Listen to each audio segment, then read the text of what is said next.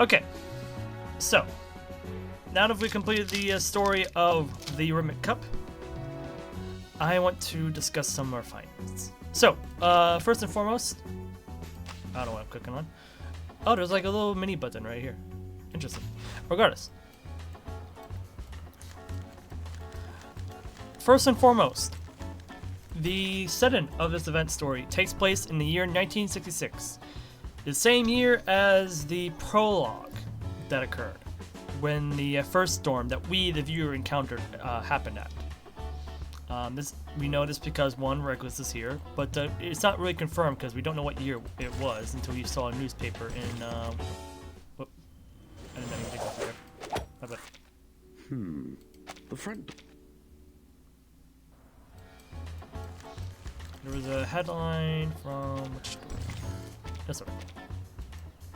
Yeah, so we have this article from the Daily Moon that was literally like on the ground here about Regulus, and it says right here, London Review Opinions, 1966. We don't know the date, we don't know the time. Well, we'd have the time, but we do know that this happened in the year 1966.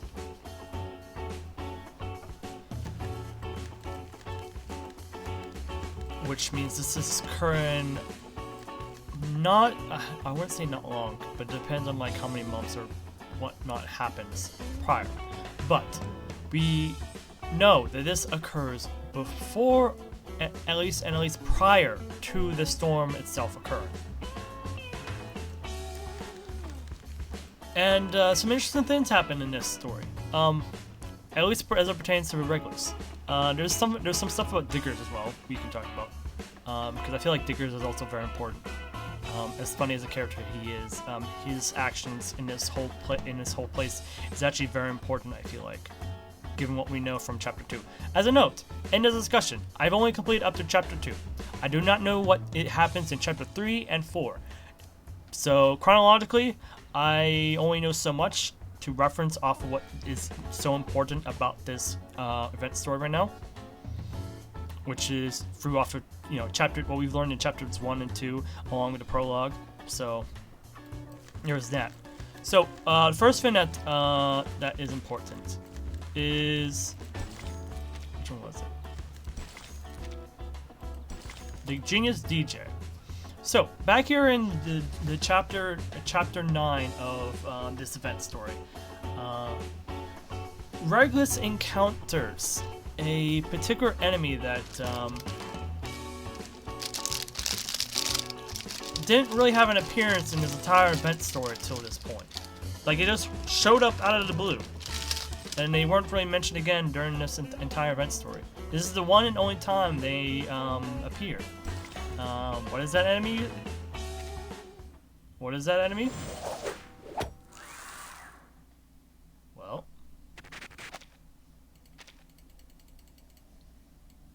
I wish there was an auto play, but there isn't really an auto play.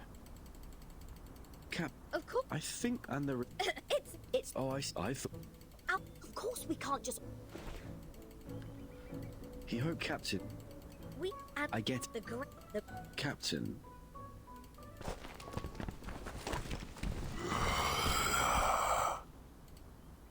Captain, watch out! Welcome in the Manus Vindictae. Out of nowhere, for whatever reason, the Manus Vindictae appeared, and they seem to be after Regulus.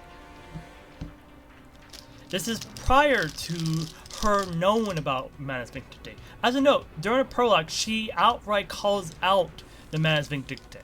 So at a certain point during this timeline, she learns and knows about the Manus Vindictae. But at this point in time, she did not know about the Manus Vindictae. She thought that this man right here was a security robot for the museum. So she had no prior dealing with Manus Vindictae up to this point. Which gives us a timeline. This is occurring before the prologue, and not just right before, like quite a bit before. Because this is before she learns about Manus Vindictae. And we don't see what happens after this scene between Regulus and Manus Vindictae. That stuff happens in the background. and then she reappears later in the event story. So this is like a little sprinkle of information for the future, but it's still a very important scene because there's a reason why Manus Vindictae is after Regulus, and it's for a reason that we didn't even know about. And it's very weird that they're after her for. Is it very weird? No, because we don't really know what Manus Vindictae needs in order to achieve the things they're achieving, such as the triggering of the storm and etc. But it's entirely possible that this. Hi, Guardian. My PC had a blue screen of death. Oh no, how to get it fixed out of Thanksgiving. Oh no. I hope it isn't that bad, Guardian. So to get you up to speed, Guardian, I'm discussing the revelations of this event story that we encountered in Reverse 1999. Because there's a little bit of tidbits I want to like have a segment on and discuss about it. You've committed the cardinal sin of boring me. How can I bore you? You just came in. Also, hi, Blue. Welcome back. Oh, it happened while you're playing PGR. Well, at least you get to say that PGR is so good it burns your PC now. Oh, you thought it just burns your phone? No, it just burns your PC too. In glorious fashion. At least you get to be one of the first people to say that.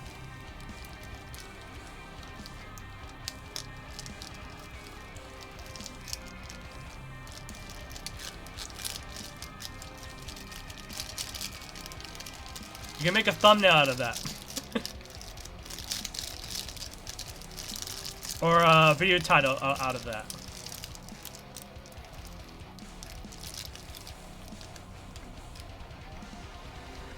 Anyways.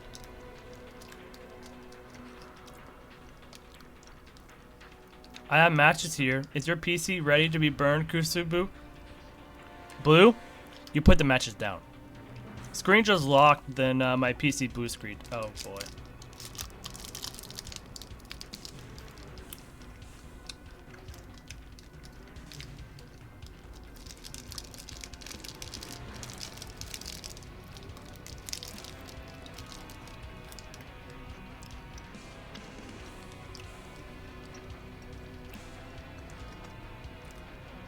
Anyways. So, for whatever reason, Manus Vindictae appeared out of nowhere in front of Regulus. Regulus does not know them. She knows nothing about their whole being. She's just a pirate out here hijacking radio frequencies for her radio show and doing other things. She has absolutely nothing to do with this group, who are like the main antagonists of the story right now.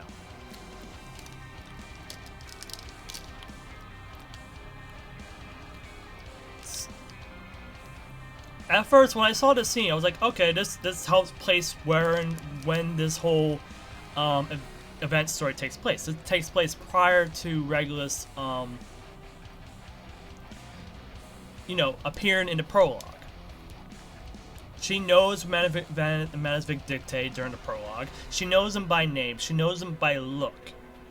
Well, mostly by look, because she fought the Pavlov Foundation were Manus Vindictae initially. But she had some knowledge, she gained the knowledge of them, about them, etc.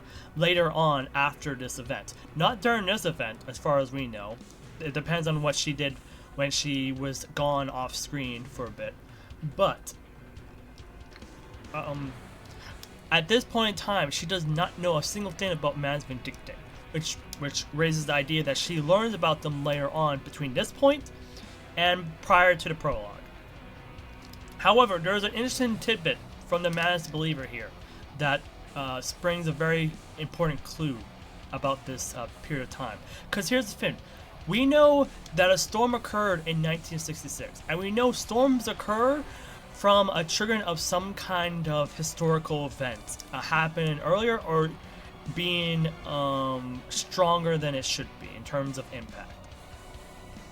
I mean, the theories about storms and whatnot is still odd, We also have the whole thing about storm syndromes and why they occur and do they affect the storm at all. I think they do. I think they make the storm stronger, which determines how far back the reversal process is.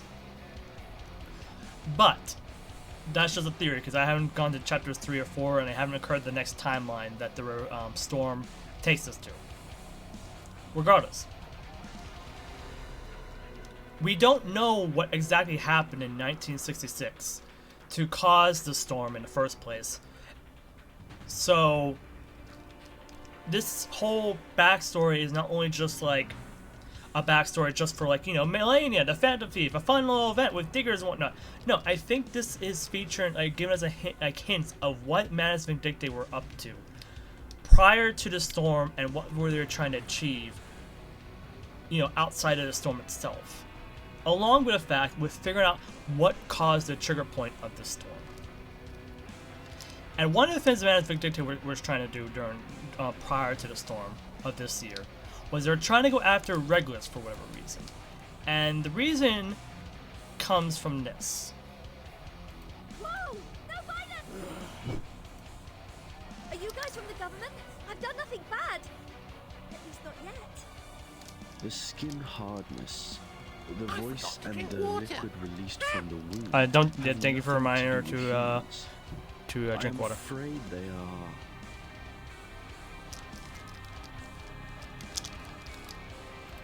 Oh, I get it. They're the security robots in the newspaper.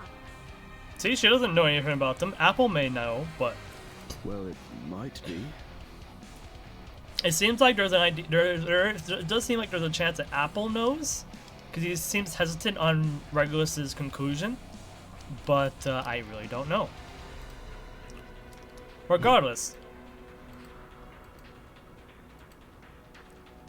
the Manus Vindictae minion here. He makes the random noises, but he says the word "give." Oh, the slime, the noise, the weird tone. Is that the new way to keep order in London? Oh, those fuddy-duddies don't have their beards in their heads, do they?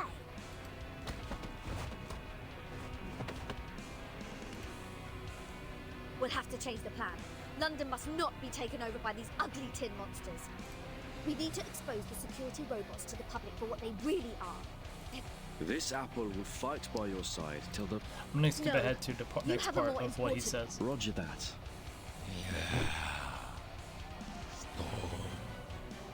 Give stone.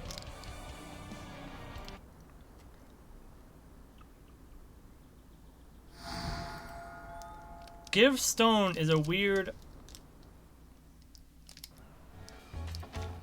term, to say the least.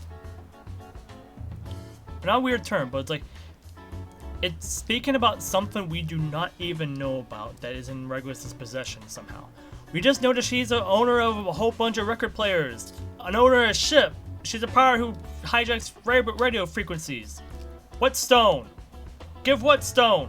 What do you mean by stone? Why is Manus Vindictae after a stone? They just care for the storm, isn't it? Why do they need a stone, or like a stone? So there's something important about a stone that Regulus has in her possession that Manus Vindictae wants. And by intercepting Manus Vindictae in, I guess, quote unquote, capturing Regulus, they got to avoid Manus Vindictae obtaining that stone. However, it still begs the question: what is the stone they're after? What is it used for? What's the purpose of it? Why is it even mentioned?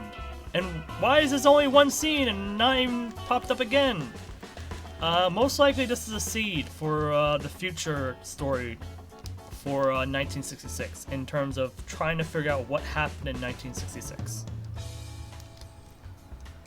Either when we get back to 1966, this will be something we figure out, or something we learn in another prequel event story like this one. That is the bridge between this point and the prologue. Because there is a point in time where Regulus will learn about Manus Vindictae for whatever reason, and then she will start getting actively chased by them.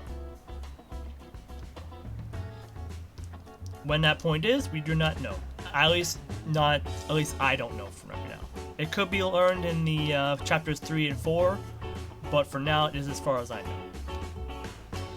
Now, as a little clue as to how the storm occurred, we have to go to Diggers. Oh, that's the Moroccans and stuff.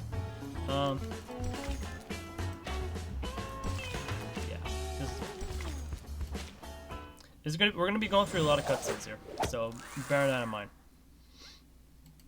Because there's no auto. I wish there was a speed up feature, but there is none right now.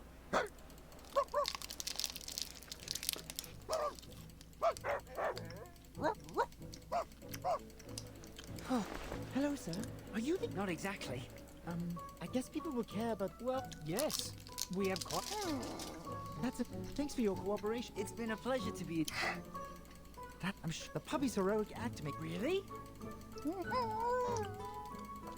So basically, everyone here in this scene, everyone's happy. The dog is happy. Charlton's happy. Everyone's happy. Everyone should be happy. Like everything has resolved and like the most happiest way it possibly can. Iverson got proven wrong. His robots are gone. Everyone should be happy, right? Especially Diggers, right? After an unprecedented and unexpected soap bubble surprise party, none of them left anything improvised about Utopia. Not even one of them mentioning my contribution. All the people ignored a pioneer who created a new era. As a note, he says, a new era. A monumental event was shamefully compared to a puppy.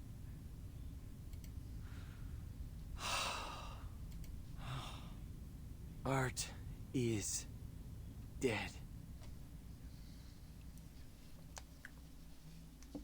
To put it bluntly on my side of things, or at least in my opinion, it is very dangerous language here. Art is dead. Why is it dangerous language? Why is it dangerous language? Because it sounds in the same way as how the Manus Vindictae view things. Or not view things, but like how Manus Vindictae is trying to operate in terms of creating a whole new era. We also have a narrator, a mysterious narrator who seems to be typing up this story. It's true. That's a whole other thing I do not understand yet.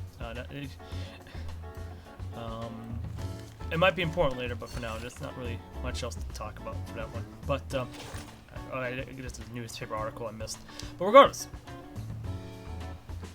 Diggers seems to believe that art is dead. So despite the positivity of this whole thing that has occurred, Diggers still believes that art is dead. That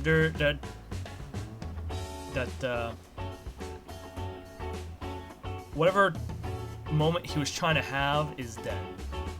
That his goal is dead. And this is a really strong word because of what happened in 1920. What was the year? 22-ish?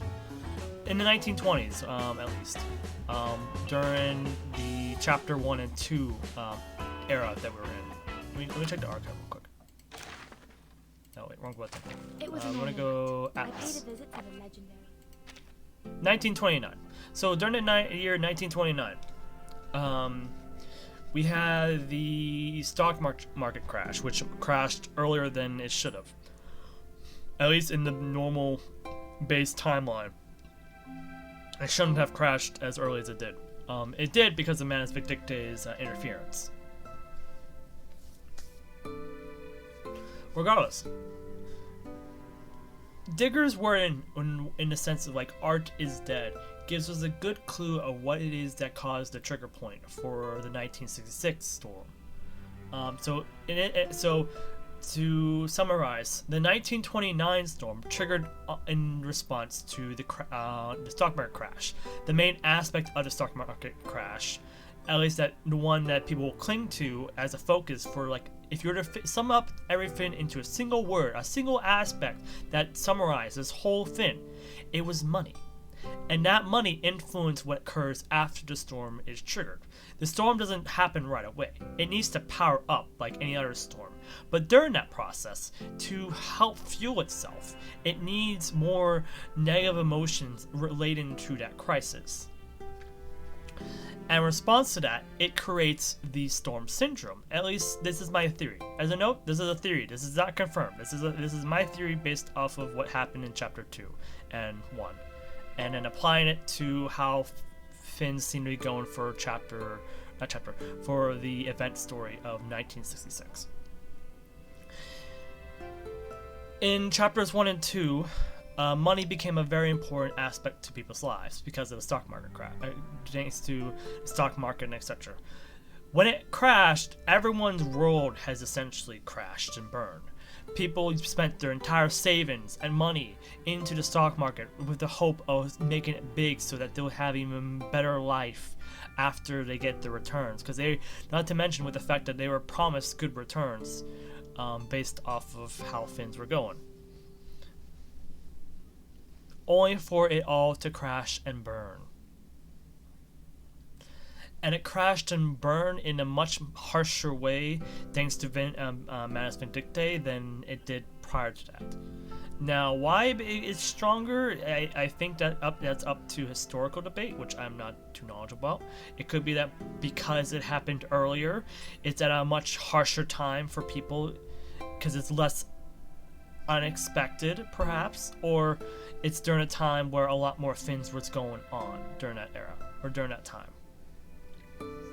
Like, there's a whole other things to consider when it comes to the stock market crash. The stock market crash affects the readiness of America, and it affects their ability to help in the world wars that occur. What else is occurring? What else is there? But on a more individual level, the people's lives have been destroyed, and so they are focused on the one thing that they need in order to survive, much more than food and anything, money. And what happens because of that? The storm feeds off of that emotion and converts everything that they live off of into money. But in their heads, it is viewed as food, as water, as everything they need in order to survive, which was the pure substance of money. And the storm reflects that in the most harshest of ways. In the storm syndrome, by making everybody believe that what they're eating is real food, real water, but it is just the thing they desire most at that time. More money to survive the crisis before them. So, with that in mind, when you look at 1966 and the way things are going from the side bits of this story, from the fact that Diggers is on a path to try and build a utopia, build a new era, to revitalize art, or try or believe that art is not dead, to then come into the conclusion that art is dead at the end of everything that has occurred. It creates an idea that perhaps art is the main aspect of, or the central point of the storm that is to occur in the 1966 era that is now gone for now as a result of the storm. The one thing that helps me point to that is the Storm Overture, part of the prologue. Ouch! Hurts! Really hurts! So if you look back here... Well, I need you. I'll see you now. At least I think we look back here. It's the time to send out the store if you'd at least.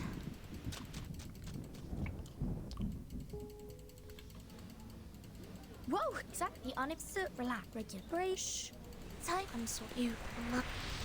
Because while we don't know the exact things of what happened during the storm or what caused it, What we do know is that the storm reacted in a certain way. You see all these colors, all these like various pinks, blue, and like in between the pinks there is all these like little blues, greens, yellows. It all comes into the idea of paint, doesn't it? It looks like paint. Like the paint of the world is disappearing or being peeled off the world. As you note, these buildings, they are no longer colorful as they were once before. They're now monochrome. They've lost their color. There is now random pieces of art just barely staying alive, but everything else has turned a monochrome-ish color. And now random bits of things are now drawn over top the weird monochrome-esque world we're in. Essentially, this world that was once colorful has now lost its color, but has become a blank canvas to whatever people perceive as art. From the work of, the flowers, because in some fashion, people believe the way you make flowers in a certain fashion can be perceived as art, or some kind of art. But there's also like the loss of fashion, which can be considered art. But it's very vague and weird because we don't know much about this storm, like why it occurred and what kind of syndrome people had. But based on this visual effect, it seems like this storm, unless it's just how every storm occurs, but it seems like this storm in particular is centered on art, as the world itself shifts to a world of art. And as a note, what the Arcanists see is what it is in reality of the storm. This is what it really looks like as far as the storm goes. But in the eyes of normal people, it still looks like a normal day to them. But they are doing things that aren't really normal, but they don't perceive it as normal. Or they don't perceive it as abnormal. Like in chapters 1 and 2, when people were eating gold and money, they didn't realize what they're eating was gold and money. They just thought it was food and water based on their perceptions, which was shifted thanks to the syndrome. In the same sense, while the Arcanists could see the real world and see what actually was going on, normal people here can't see that. But what we see is what Vertin sees, what the Arcanists see. The world is shifting as in part thanks to the storm, and changing to what the main aspect of that change is. In this case, it is the aspect of art, from paints to plants to whatever else applies to the term art. In the 1929 era, in that case, it applies to anything that refers to the idea of money, gold, currency. So what Digger says in the event story is very telling and very important, I believe. And I cannot skip this cutscene. I'm so sorry, but we're gonna see this cutscene. Greetings, Command. We have you on visual. Thank you, Blue, for the hello. Regardless, that is my thoughts essentially of what I think to be going on in this event story. The Melania and Ramirez story is very interesting, but Melania's story is done for now. Melania is apparently now part of the Foundation, at least based off her own voice lines, so we might see Melania again in the future. But the main focus of things is no longer on Melania. The focus of this event story is the future. What is happening after what Melania did? With Diggers, with Regulus. What is the stone that Regulus has that the management dictate want? Is the trigger of the storm really related to art? Like the loss of art, the death of art, or something related to art, as Digger may apply? Or what the storm itself that we see implies? We don't really know the answer to that question. But I am very curious if that is the answer if what I'm thinking of is the answer to that question, or answers to those questions.